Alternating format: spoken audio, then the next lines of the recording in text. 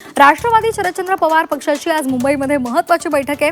नव्या प्रवक्त्यांच्या नियुक्त्या जाहीर केल्या जाणार आहेत। प्रदेशाध्यक्ष शशिकांत शिंदे यांच्या नेतृत्वात बैठक आयोजित करण्यात आली आहे। सध्या महाराष्ट्रामध्ये पक्षाचे दोनच प्रवक्ते आहेत। काही दिवसांपूर्वी प्रवक्त्यांच्या नियुक्त्या रद्द करण्यात आलेल्या होत्या, त्यामुळे आता या बैठकीकडे सगळ्यांचंच लक्ष लागलेलं आहे। कोणाकोणाची इथे वर्णी लागणार हे पाहणं सुद्धा महत्त्वाचं आहे।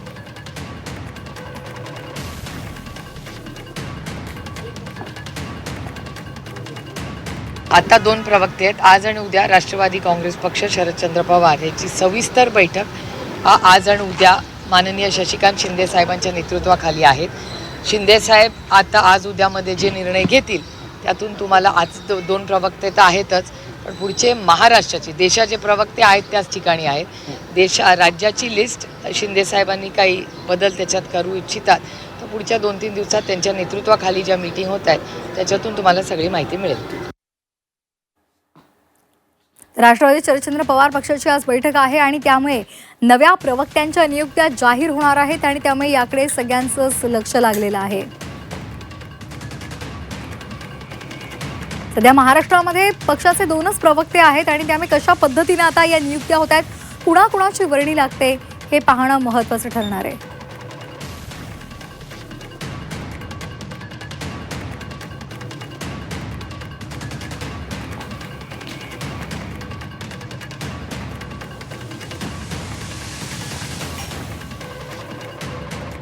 राष्ट्रवादी शरदचंद्र पवार पक्षाची आज मुंबईमध्ये महत्त्वाची बैठक होणार आहे आणि त्यामुळे या बैठकीकडे सगळ्यांचंच लक्ष लागलेलं आहे।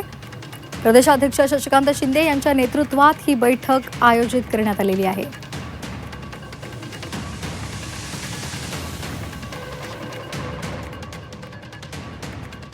आणि या संदर्भात अधिक माहितीसाठी आपण जाणार आहोत। आमच्या प्रतिनिधी सीमा आढे आपल्या सोबत आहे। सीमा, नेमक्या काय घडामोडी घडतायत? आज महत्त्वाची बैठक आहे, कुणाची वर्णी लागणार प्रवक्त्यांच्या पदी हे सुद्धा पाहणं महत्त्वाचं आहे। काय नेमकं घडतंय?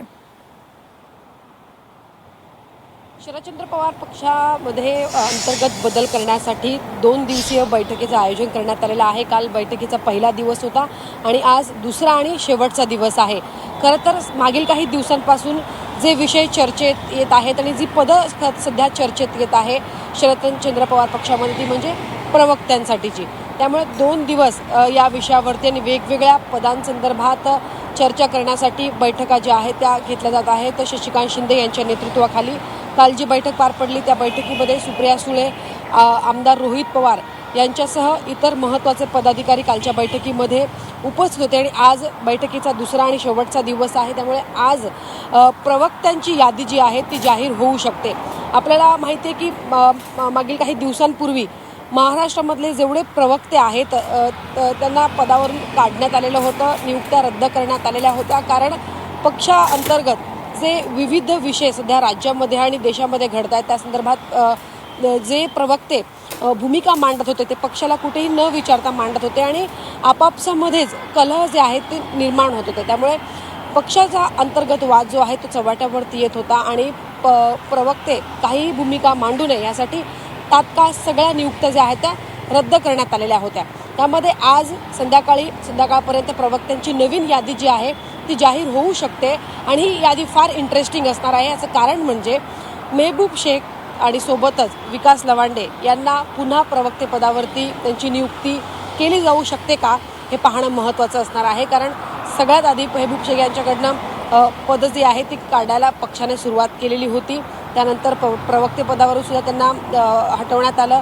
विकास लवांडे सुद्धा होते, जे करोळे गुरुजी म्हणून खूप फेमस आहेत सध्या पक्षामध्ये, ते सुद्धा आपल्या प्रवक्ते पदावरती असताना आपल्या सोशल मीडियाच्या माध्यमातून वेगवेगळ्या विषयावरती पक्षाच्या भूमिकेला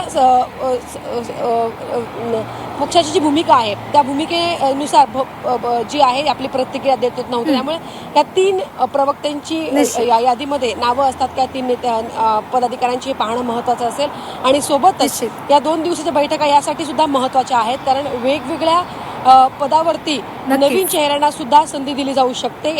या संदर्भात शशिकांत शिंदे यांनी माहिती दिलेली होती। त्यामुळे प्रवक्त्यांसह इतर कोणत्या पदावरती इतर महत्त्वाच्या पदाधिकाऱ्यांना संधी दिली जाऊ शकते हे पाहणं महत्त्वाचं असतं। आणि त्यामुळे आज या नियुक्त्या जाहीर होणार आहे, त्यामुळे सगळ्यांचं तिथे लक्ष लागलेलं आहे। धन्यवाद आपण दिलेल्या सविस्तर माहितीसाठी।